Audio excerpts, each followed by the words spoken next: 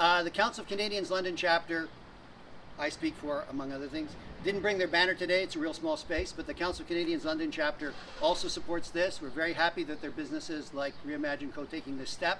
And this is the first Canadian apartheid-free space, but it's certainly not the last. And those of us, Mohammed mentioned earlier, younger people getting on board. Those of us with a little bit more gray around the head remember the first steps against apartheid South Africa. It begins by naming it, as B'Tselem and Human Rights Watch and other organizations have done, as the Palestinian civil society has done for years.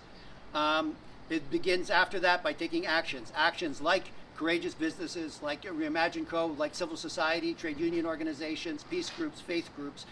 That's where it begins. And when people lead, eventually leaders follow. We're seeing this week for the first time Canadian politicians calling for sanctions against South Africa, against apartheid Israel. The first sanction that was invoked against South Africa was a bilateral arms embargo. It took years to bite, but that was a first step.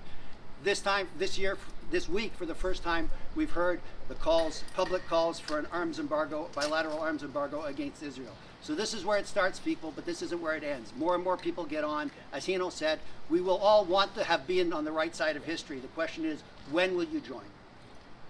Council of Canadians, London chapter, very happy to stand here with our friends in the business community and the peace community and independent Jewish voices.